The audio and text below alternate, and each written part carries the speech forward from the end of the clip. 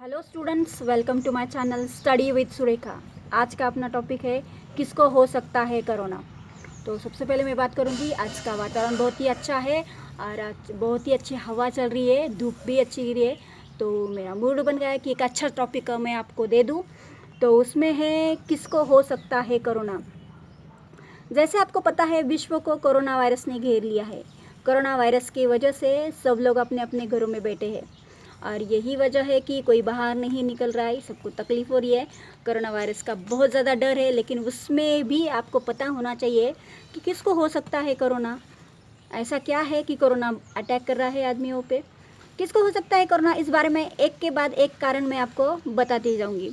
सबसे पहले बात करेंगे इम्यूनिटी सिस्टम जिसकी कमज़ोर है। इम्यूनिटी सिस्टम जिसकी कमज़ोर है उसको हो सकता है कोरोना। दूसरा बात है जो स्वास्थ्य का ध्यान नहीं रखते, स्वास्थ्य का जो ध्यान नहीं रखते उसको भी हो सकता है कोरोना। अब इम्यूनिटी सिस्टम क्या होती है? इम्यूनिटी सिस्टम को अब हम मिलिट्री भी कह सकते हैं, हमारी बॉडी के अंदर की मिलिट्री, उसको हम बोल सकते हैं कि इम्यूनिटी सिस्टम। कोई भी बाहर का एनिमी अगर हमारे अंदर आता है या फिर हमारे इसमें आता है तो हमारी मिलिट्री सिस्टम उसको भगा देती है। वैसे ही रहती है हमारी इम्यूनिटी सिस्टम, जो कोई भी बाहर का पैथोजन अगर आता है तो उसको बाहर भगा देती है। Immunity system is a power against the pathogen. Pathogen means micro organism जो कि डिसीज़ कॉज करेगा। जिस ऑर्गेनिज्म की वजह से डिसीज़ होता है उसको हमारी इम्यूनिटी सिस्टम बाहर भगाती है। That is called as a immunity system. या फिर इम्यूनिटी सिस्टम एक रोग प्रतिकारक शक्ति या फिर अंदरूनी ताकत किसी भी रोग के प्रति काम करने की। अब ये इम्यूनिटी सिस्टम कब कब काम करती है?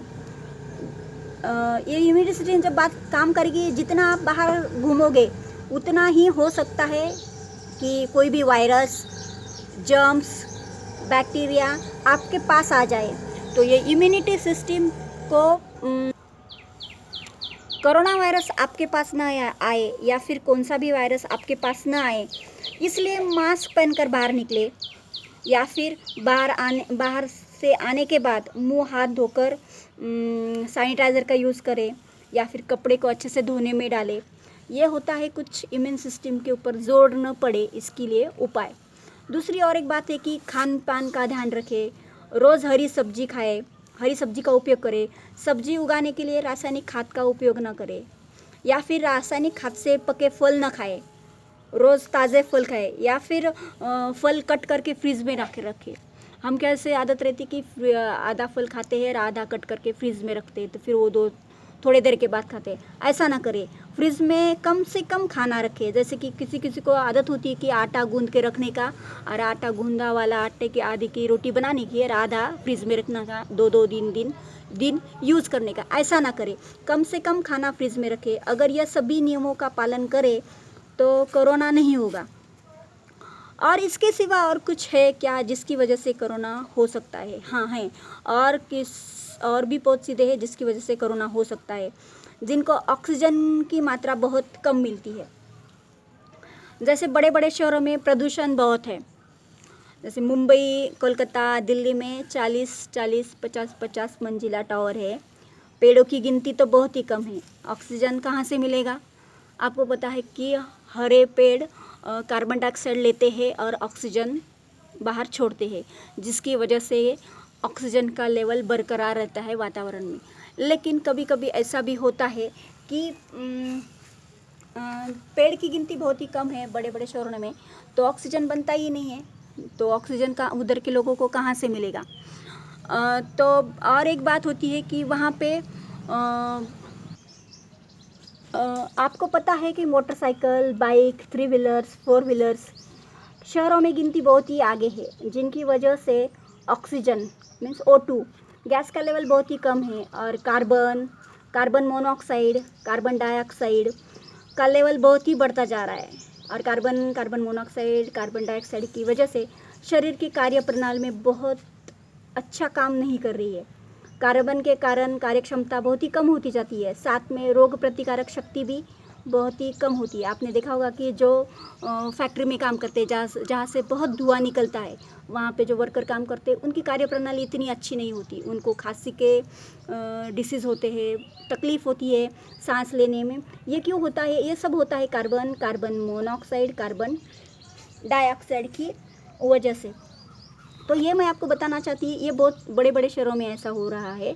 एक तो बहुत बड़ी बड़ी टावर्स है, बड़ी बड़ी टावर होने के बावजूद भी पेड़ बहुत ही कम है, पेड़ ही नहीं मिलते। पेड़ की हाइट रहती है 2 मंजिला तक, 3 मंजिला तक, और टावर रहते हैं 40 मंजिला 50 मंजिला।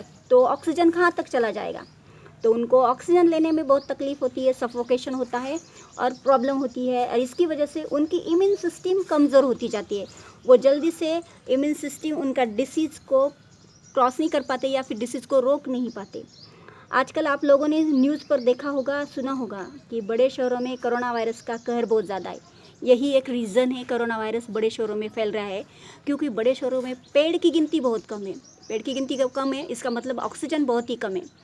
ऑक्सीजन कम है, इसका मतलब है कि वेंटिलेटर पे रखना पड़ रहा है। क्या कर रहे हैं कोरोना वायरस के पेशेंट को? क्या कर रहे हैं लोग? वेंटिलेटर पे रख रहे हैं। वेंटिलेटर मीन्स क्या है? वेंटिलेटर मीन्स ऑक्सीजन सप्लाई करना, बॉडी के लिए ऑक्सीजन। जिनके पास पहले से ही ऑक्सीजन की वजह से बॉडी कमज़ोर हुई है, उनको ही ऑक्सीजन दिया जा रहा है। इसके विपरीत, और इसके भी विपरीत ऐसा हो रहा है, खुले वातावरण में गाँव में पेड़ पौधे बहुत ज़्यादा होते हैं, और पेड़ पौधे बहुत ज़्यादा होते हैं इसकी वजह से।